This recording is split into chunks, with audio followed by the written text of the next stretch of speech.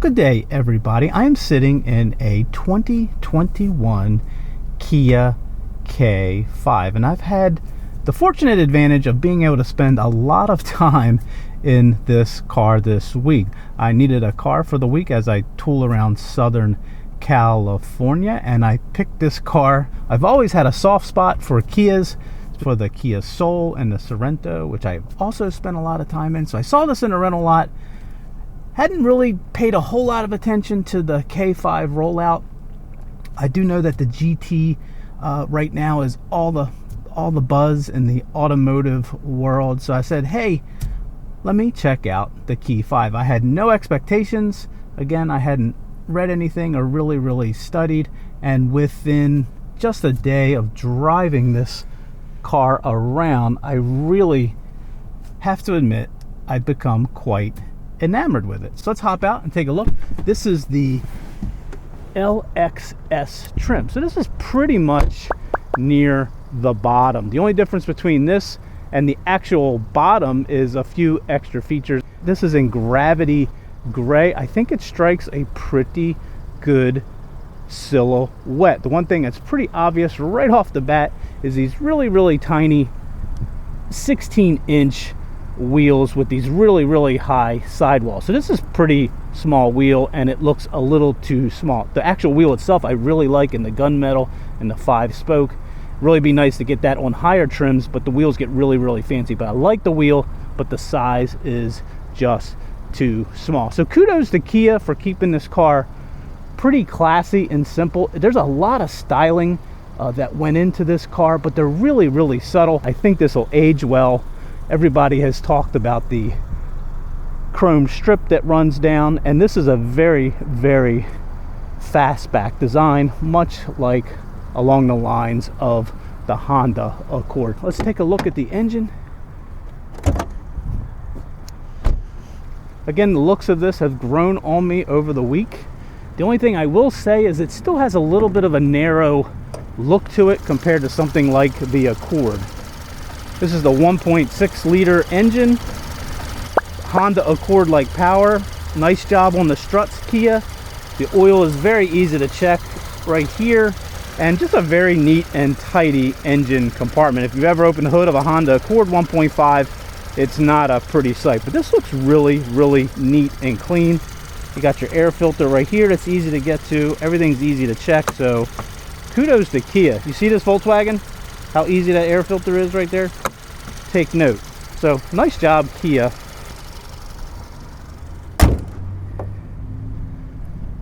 Just checking out the back seat.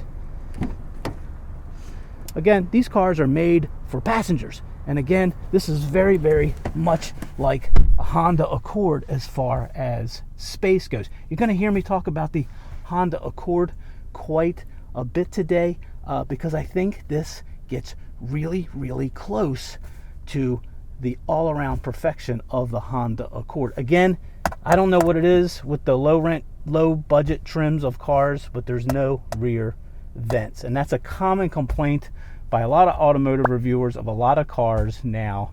You make these things for passengers and you don't provide rear vents, and the only way to get the rear vents in this car is to go up to the EX trim. The other thing I like to check out on all cars is how do they treat the front seat passenger. What's nice here is there is a lowering and raising of this passenger seat. Again, you got to be careful. Not all manufacturers do that. So when you're not driving this car and you come over here into this front seat passenger, this is a very nice place to be. You can raise and lower your seat. You got just as much access to everything, so it's very airy and spacious. So this is a car I would not mind riding in the passenger seat. We currently have a long-term Jetta GLI, and I really despise being the passenger in that car. That car is all about the driver. But this is a great car for road tripping with your significant other or a friend, because you can swap out driving and you'll never feel like this is not a good place to be. So kudos to the passenger side on this car.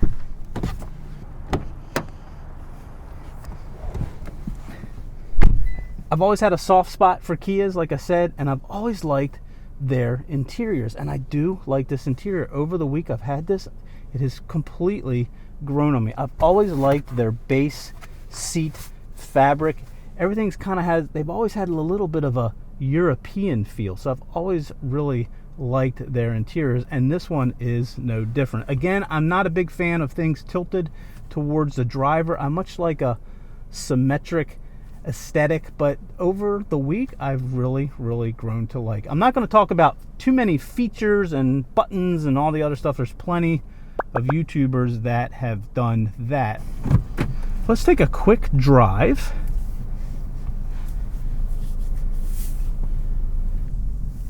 Again, this is the LXS trim. And nothing says you're in the base model car more than a really crummy plastic steering wheel, which is what this one has. And again, much like the rear vents, it's a simple thing. I know there's money involved, but this is just a leather wheel that would solve that. Car manufacturers get obsessed over touch and what feels good. This is the only thing in the car that your skin interacts with. And I don't know why that can't be just leather right off the bat. This LXS trim is one up from the LX trim. It's about $1,000. And what you get for that $1,000 is pretty good. You get your blind spot monitoring, you get some rear cross traffic alert, but more importantly, you get push button start and remote start. So that's the big thing that comes in this LXS. Now, the other odd thing you get in this pretty much a base trim model is you get smart trunk. And again, was anybody asking for smart trunk? Execution of it is very slow. It's not that, anyway, give me a leather steering wheel, forget the smart trunk. So if I go up to the GT line, obviously I solved my leather steering wheel problem. I also solved the small wheel problem, and that's a pretty good place to start with this car. Other things are a little bit contradictory as far as what they give you in this car and what they don't. One thing they do is they give you Apple CarPlay that's wireless. That's pretty interesting in a lower trim level like this. But the contradiction is there's no wireless charging. So I'm not sure what the advantage is of having wireless CarPlay without having wireless charging. The other thing that's contradictory that they give you in this car is they give you this really cool lane centering sort of cruise on the highway feature, but they only give you regular cruise control. It's a little frustrating with Kia given all the value they give you and all the cool features. However, if you want adaptive cruise, it's always an option in. So I have to opt in on higher trim level packages to get adaptive cruise. Again, contradictory to this cruise centering, and I'm eager to try that out on the road trip. All in all, not too many complaints. Other than that, Kia gives you a lot of really cool features. There's a cool feature where if you're stopped at a traffic light and you're not paying attention and the car moves out in front of you, it'll give you a little beep. That's kind of convenient. Tells you if there's something in the back seat, like a sack of potatoes, another human being, or a pet. Gives you a little warning there. So that's pretty nice. So yeah, there's a lot of little cool things that Kia does. So as I've driven this car around, one thing I realized was that this car drives really well, and it starts with that 1.6 liter paired with this Kia built 8-speed automatic transmission. You always have to evaluate engines with their transmission, and this pairing is very good. What I found out is very torquey. The engine's very torquey. The ratios on the transmission are just perfect. You never feel like when you're driving this car the engine is getting bogged down.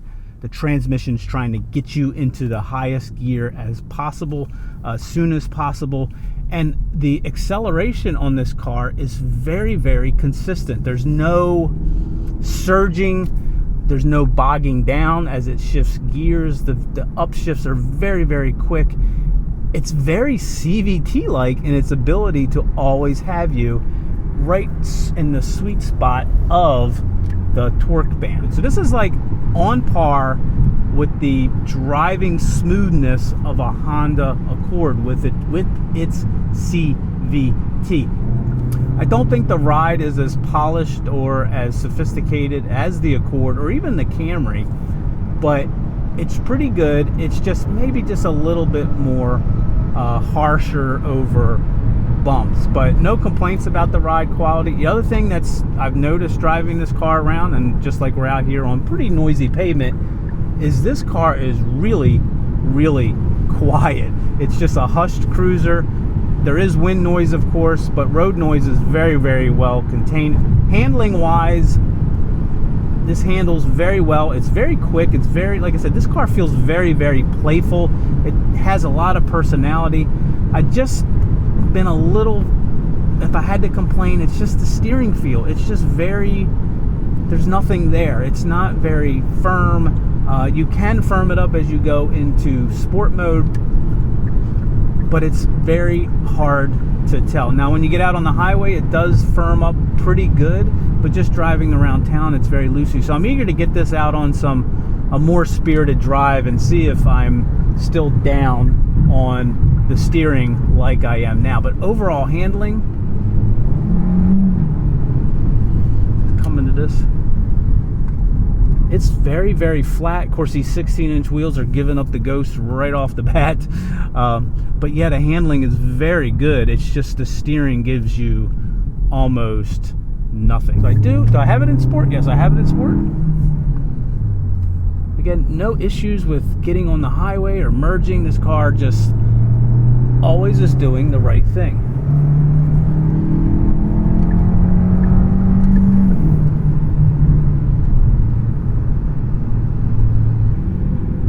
So if I had to summarize my experience with this car so far, it's solid, it's quiet, it's a great companion as you go about your life. It's fun and spirited to drive. I drive a Jetta GLI on a daily basis, and I have no issues with this car. One thing I forgot to mention is the brakes. The brakes are fine.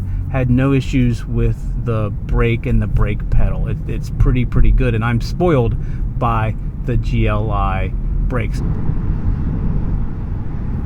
And I feel like this K5 caters to a more, youthful demographic. It's targeting the person who actually cares about and enjoys going for a drive. I mean, I like the interior, and while it's not quite Accord touch quality, it does have that Kia, that Euro vibe thing going on, which I've always liked in their cars. So I have this car neck and neck, with that benchmark Accord. That Accord may be just a tad more polished in its ride quality and its handling, but I don't recall that Accord being all that much fun to drive. And I think this K5 with this engine and 8-speed transmission, it just feels faster, it feels peppier, it just makes you want to go for a drive. So I think it's very, very close.